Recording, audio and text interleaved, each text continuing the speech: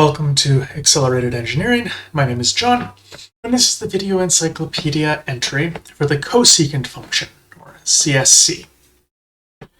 The cosecant function is the inverse of the sine function, or 1 over the sine function. For more information on the sine function, please see the related video on that function.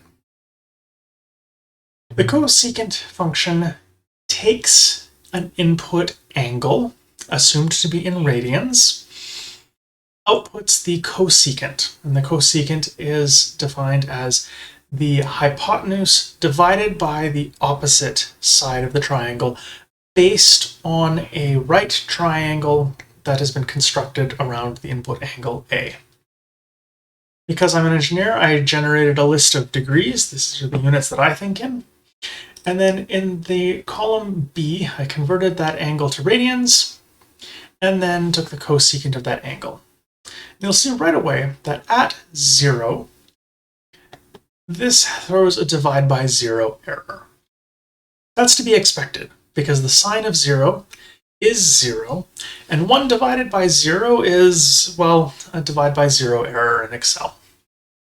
So that kind of makes sense. And we can see that there are these asymptotes in multiple locations at about 180, at 360, and really anywhere where you get a multiple of 180 degrees or a multiple of pi radians? Yeah, multiples of pi radians. So that's how that works.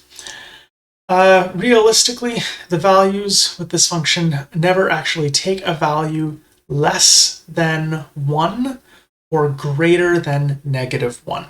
They will always be outside of the bounds of 1 to -1. For an input, this function will accept large values using my little logarithmic generator. For very large positive values and for very large negative values, it will still output valid answers, as this is a repeating or a periodic function.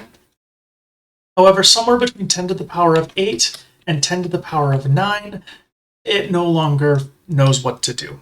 So it begins to break. And then for very small values, of course, as it approaches 0, we get the divide by 0 error. Let's see if we can get, yeah, there we go.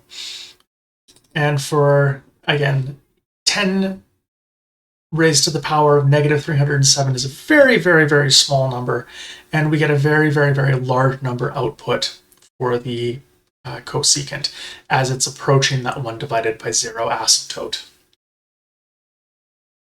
Any which way, related functions to this would be the sine function, the inverse, and then the other inverse trig functions like the secant and the cotangent, which will be covered in other videos. And this concludes the video encyclopedia entry for the cosecant function. Please take a moment to like and subscribe to the channel if you haven't done so already.